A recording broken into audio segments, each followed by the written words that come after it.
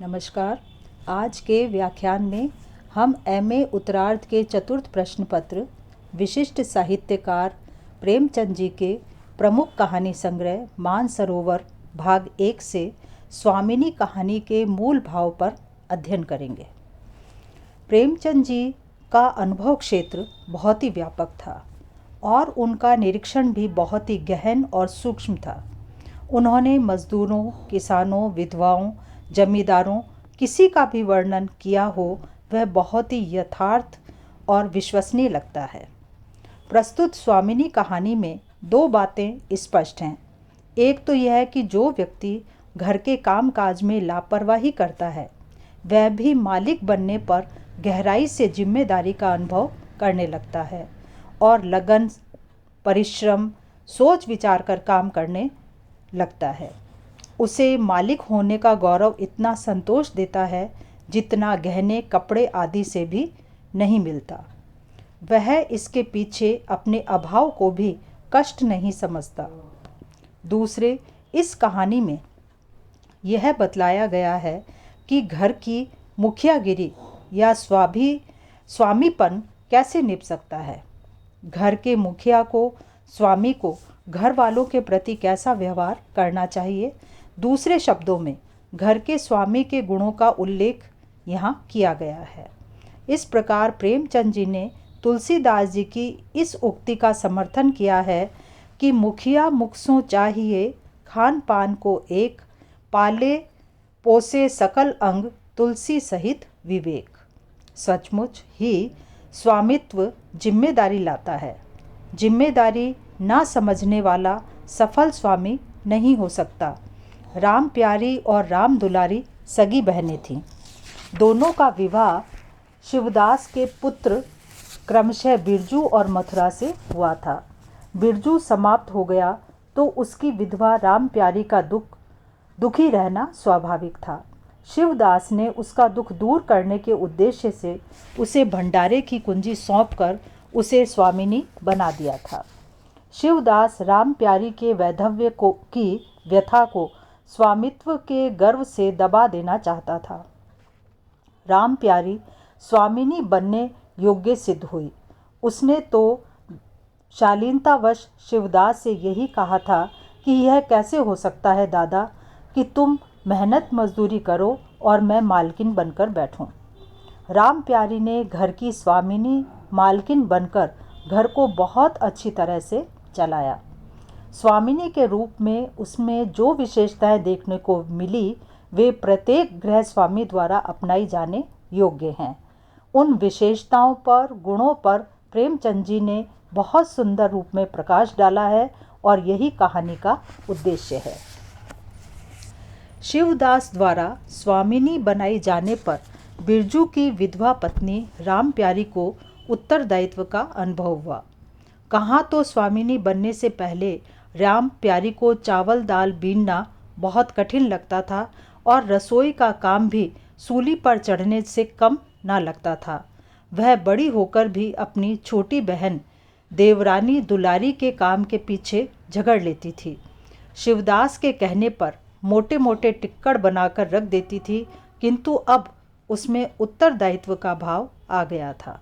वह लगन से काम करने लगी थी। भंडारे को देखकर उसके हृदय में ममत्व का नशा सा छाया जा रहा था। भंडारे को अच्छी तरह देखकर निकली तो उसके मन के संस्कार बिल्कुल बदल गए थे।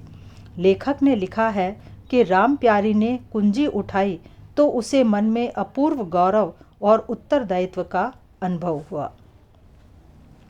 राम प्यारी स्वामिनी बनने से पहले अपने स्वभाव के लिए गांव भर में मशहूर थी।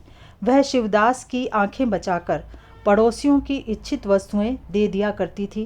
कल ही उसने अपनी पड़ोसिन जानकी को सेर भर दूध दिया था। यहाँ तक कि मांगे जाने पर वह अपने गहने तक दे दिया करती थी। वह खर्चीली थी। कृपण शिवदास के घर में ऐसी खर्चीली बहू का आना गांव वाले अपने सौभाग्य की बात समझते थे, किंतु स्वामिनी बनने के बाद राम प्यारी वैसी नहीं रह गई थी। पड़ोसिन झुनिया उससे 1 ही रुपया मांगने आई थी, वह भी उधार, किंतु उसने रुपया न देने के लिए बहाना बना दिया था। अभी तो एक पैसा भी घर में नहीं है जीजी, क्रियाक्रम में सब खर्च हो गया। झुनिया को आश्चर्य हुआ था। उसे विश्वास ना हो रहा था कि चौधरी शिवदास के घर में 1 रुपया भी ना हो। सैकड़ों का लेन देन करने वाला क्रियाक्रम में सब कुछ खर्च नहीं कर सकता, ऐसा वह सोचती थी। झुनिया के बहुत कहने पर भी राम प्यारी टस से मस न हुई। राम प्यारी से दुलारी ने कड़ा बनवाने की फरमाइश की थी। तब भी राम प्यारी ने उससे यही कहा था कि यह कड़ा अभी ऐसा नहीं घिस गया है, रुपए हाथ में आने पर बनवा दूंगी। राम प्यारी ने राम दुलारी की बचत मितव्ययता के बारे में कहा भी था कि तेरे हाथ में काहे को कभी रुपए आएंगे और काहे को मेरे कड़े बनेंगे। जोड़ तोड़ रखने में मज़ा आता है ना। उसका स्वयं का अनंत कब का टूट गया था, किंतु वह भी उसने नहीं बनवाया था। जहाँ तक काम चलता था खर्चा नहीं करती थी। ऐसा करने से ही घर में रुपया बच पाता था। स्वामिनी में यह गुण होना जरूरी है। स्वामिनी बनने के बाद वह राम प्यारी जो काम करने से बचती थी, अब खूब परिश्रम से काम करने लगी थी। आज प्यारी तन मन से रसोई के प्रबंध में लगी हुई है। अब वह घर की स्वामिनी है।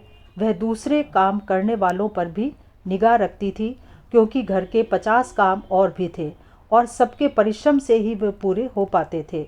जिसे पहले किसी के कामकाज से कोई मतलब ना था, वह बूढ़े नौकर के बारे में भी अब सोचती थी कि घर के बाहर कितना कूड़ा करकट पड़ा है और बड़ऊ दिन भर मक्खी मारा करता है।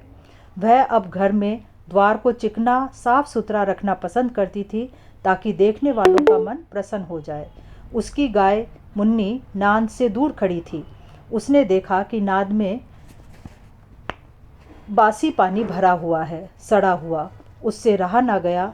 वह यह कहने के लिए उतावली हो उठी कि रहना हो तो रहो, नहीं तो जाओ, किंतु नाद का पानी तो साफ होना ही चाहिए। राम प्यारी नौकर द्वारा लापरवाही किए जाने पर गाय के लिए स्वयं पानी भरने चली गई थी। आखिर उससे रहा ना गया था। घड़ा उठाकर पानी लाने चली। वह खेत पर भी काम करने चली जाती थी और काम करने वाले नौकरों पर निगरानी रखती थी। अब राम प्यारी सबकी खरी खोटी भी सुन लेती थी और झगड़ा नहीं करती थी। घर के सब आदमी अपने अपने अवसर पर प्यारी को 2-4 खरी खोटी सुना ही जाया करते थे और वह गरीब सबकी धौंस सुनकर भी हंसती रहती थी। स्वामिनी का यह धर्म ही है कि वह सबकी धौंस सह ले, पर करे वही जिसमें घर का कल्याण हो। स्वामित्व का कवच पहनकर राम प्यारी किसी की खरी खोटी सुनकर दुखी ना होती थी। घर के सदस्य उससे अपने अपने दुख रोते थे और वही होता था जो राम प्यारी चाहती थी। बस सबके लिए इतना ही पर्याप्त था कि उसकी योजना ही घर में लागू होती थी। स्वामीपन तभी है जब घर के सदस्य उसकी बात को माने। राम प्यारी घर के कल्याण के कार्यों के लिए समर्पित थी। वह खुद अभावग्रस्त रह लेती थी, अपने स्वार्थ की परवाह ना करती थी। उसके लिए घर की उन्नति ही सब कुछ थी। यदि वह चाहती तो अपनी सगाई भी कर सकती थी, किंतु वह घर के पीछे अपने आप को मिटाए दे रही थी। उसका अनंत कब का टूटा पड़ा था, किंतु उसने दुलारी के कड़े बनवाए। इस कार्य के लिए वह कई बार सुनार के पास गई। राम प्यारी के खुद के गहने थे, उनमें उसने स्वामिनी बनकर वृद्धि तो की ही नहीं, उल्टे वे कम से कम होते चले गए। घर गांव में सबसे अधिक संपन्न हो, इस महत्वाकांक्षा की पूर्ति के लिए राम प्यारी को कई बार अपने गहने बेचने पड़े, गिरवी रखने पड़े। घर के 50 तरह के काम खर्च रहा करते। राम प्यारी जब कोई साधन ना जुटा पाती तो उन्हें पूरा करने के लिए वह अपना कोई ना कोई गहना निकाल देती थी। इस प्रकार स्वामिनी का दायित्व पूरा करने के लिए वह स्वार्थ का भी त्याग कर बैठी थी। घर का स्वामी नाम को तो स्वामी होता है, घर की सभी वस्तुएं उसके नियंत्रण में होती हैं, पर वास्तव में वह उनका रक्षक ही होता है। समझदार स्वामी अपने आप को सारे घर का सेवक समझता है। राम प्यारी का भाव भी कुछ ऐसा ही था। कहने को तो वह अब भी मालकिन थी, पर वास्तव में घर भर की सेविका थी। मजदूर उसी पर त्योरियां बदलते थे, जमींदार का प्यादा भी उसी पर धौंस जमाता था। घर के बच्चे उसी को खाने की फरमाइश करते थे। दुलारी के पुत्र हुआ था, उसे भरपूर भोजन चाहिए था। उसकी फरमाइशें सबकी धौंस राम प्यारी पर ही रहती थी। स्वामिनी होने से वह अपनी इस जिम्मेदारी का पालन भी करती थी। उसे यदि संतोष था तो यही कि वह घर की स्वामिनी है, अन्यथा उसी को सबसे अधिक अभाव में रहना पड़ता था, सबसे अधिक परिश्रम करना पड़ता था, सबसे अधिक कम ही आराम वो कर पाती थी। तभी तो वह 30 वर्ष की उम्र में भी बूढ़ी सी दिखाई देने लगी थी। उसके बाल पक गए थे, कमर झुक गई थी, आँखों की ज्योति कम हो गई थी।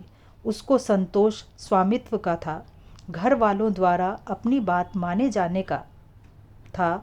जब मथुरा पत्नी और बच्चों को लेकर घर से बाहर नौकरी के लिए जा रहा था तो उसे उसके बच्चों आदि से अलग होने का ऐसा दुख हुआ था जैसे वो सब उसी के बच्चे अलग हो रहे हों। उसने दुलारी और मथुरा को समझाया भी था कि बच्चों को सुखी रखना। वह उनके जाने पर रोती थी।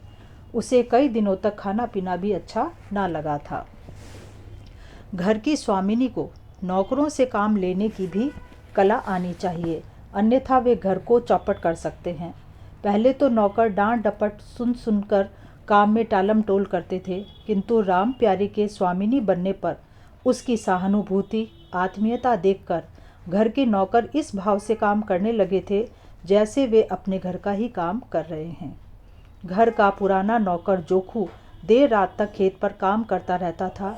राम प्यारी घर के सदस्य की तरह उसके सुख दुख का ध्यान रखती थी।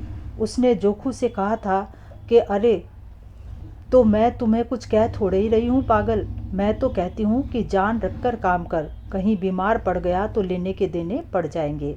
उसे इस बात की भी चिंता होती थी कि जोखू इतनी रात में जाकर अपना खाना बनाएगा। देर होने पर राम प्यारी ने उसे खाना बनाकर खिलाया था। अब इस आत्मीयता का ही प्रभाव ये हुआ था कि जोखू ज़्यादा से ज़्यादा काम करना चाहता था और राम प्यारी उसे रोकती रहती थी। इस प्रकार स्वामिनी कहानी में एक और तो शिवदास की विधवा पुत्रवधू का घर की स्वामिनी के रूप में वर्णन हुआ है। उसमें घर के एक मालिक स्वामी में जो जो गुण होने चाहिए वे सब चरम सीमा पर हैं। दूसरी ओर प्रेमचंद जी ने राम प्यारी के माध्यम से ये स्पष्ट संकेत देना चाहा है कि घर के स्वामी को स्वामित्व का दायित्व निभाने के लिए कैसा व्यवहार करना चाहिए, उसमें कौन कौन से गुण होने चाहिए। घर के स्वामियों के लिए यह कहानी बहुत ही बड़ा मार्गदर्शन प्रदान करती है। कितने ही घरों के स्वामियों ने इससे सीख लेकर अपने घर को आबाद किया होगा। धन्यवाद।